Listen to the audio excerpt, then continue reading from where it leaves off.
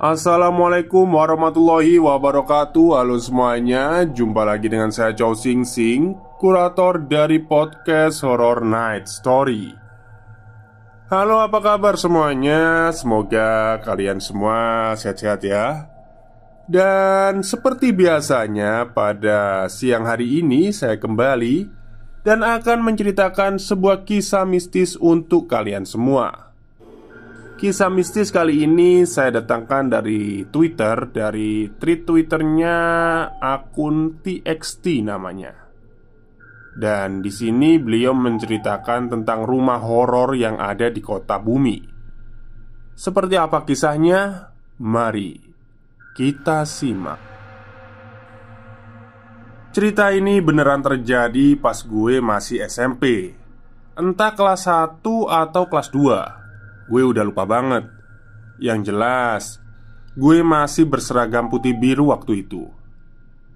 Sebelumnya, gue mau tegasin kalau gue nggak punya kemampuan mata batin atau sixth sense seperti apa yang dikatakan orang-orang.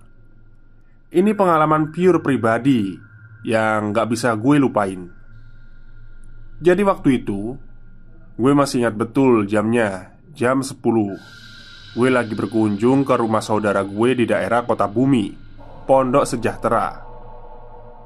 Hari itu kebetulan banget hari bahagianya saudara gue yang sedang merayakan ulang tahun.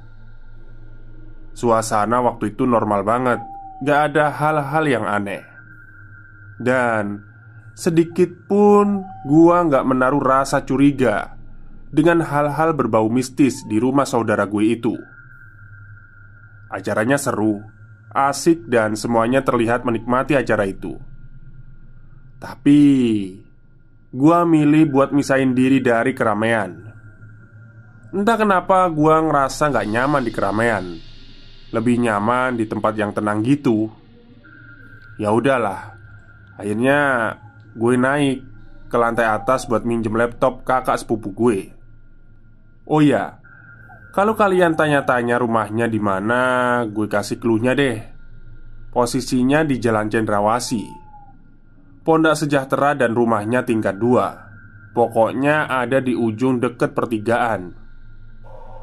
Nah, kita lanjut. Sesampainya di lantai 2, gue bergegas untuk mengambil laptop kakak sepupu gue buat nonton film. Tentunya dengan sepengetahuan dia, karena gak enak dong kalau pakai tanpa izin. Akhirnya gue mainin film Harry Potter. Tapi gue lupa seri yang mana. Intinya seingat gue, film pertama itu Harry Potter. Waktu berjalan dan gue menikmati betul film itu. Saking serunya gue menonton film, gue kepikiran buat bikin suasana lantai 2 rumah jadi seperti bioskop. BTW, gue ini memang orangnya ngidean. Ya udahlah, akhirnya gue nonton film di sofa dan gue matiin lampunya biar lebih seru nontonnya. Saking serunya gue larut dalam alunan cerita yang disuguhkan oleh film Harry Potter. Nah, keanehan terjadi pas gue mau ganti film. Pas gue nengok ke belakang ke arah tembok pembatas antara kamar dan kamar, gue ngelihat ada sesosok wanita. Posturnya tinggi, setinggi gue lah. Ya nggak hafal juga gue dulu tingginya seperti apa. Seingat gue, dia tingginya sama segue. Tapi dia menundukkan kepalanya. Setelah itu gue cuma bisa cuek dan gue mikir itu adalah kakak sepupu gue. Ya udah, gue lanjut ganti film. Ketika gue mau ganti film, gue ajak ngobrol dia. Pikir gue waktu itu dia mau ikutan nonton juga. Ya akhirnya gue ngeluarin pertanyaan. "Teh, ganti ya filmnya. Lu ada film lain gak?" Setelah melempar pertanyaan itu, dia nggak noleh ataupun berusaha buat ngangkat kepalanya.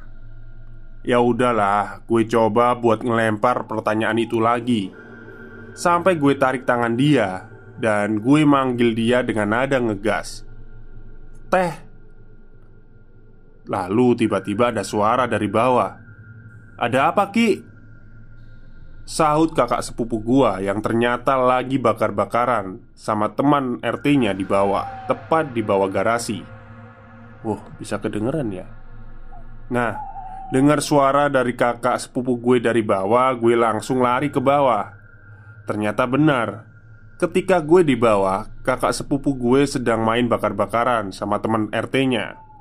Bukannya gue takut, justru gue kembali ke atas untuk memastikan siapa wanita yang berada di belakang gue selama gue nonton tadi. Akhirnya gue bergegas balik lagi ke lantai 2. Sesampainya gue di lantai atas, gue langsung menyalakan lampu. Sosok wanita itu hilang entah kemana.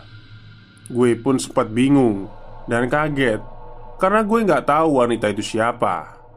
Sampai akhirnya gue sadar kalau wanita itu adalah kuntilanak. Setelah gue sadar kalau tadi gue telah berinteraksi dengan kuntilanak, gue berusaha untuk mikir positif tentang kejadian itu. Terus gue turun ke bawah dan menceritakan hal ini ke orang-orang. Ternyata mereka malah gak percaya dengan cerita gue. Oke lah, no problem. Karena orang tua gak percaya dengan cerita gue, akhirnya gue menutup cerita ini untuk beberapa hari ke depan. Beberapa hari kemudian gue menceritakan hal ini ke kakak sepupu gue. Setelah menceritakan kejadian kemarin, kakak sepupu gue mengiyakan keberadaan makhluk astral tersebut. Dan memang betul, di rumahnya ada penghuninya. Dan dia suka resek sama orang baru di rumah itu.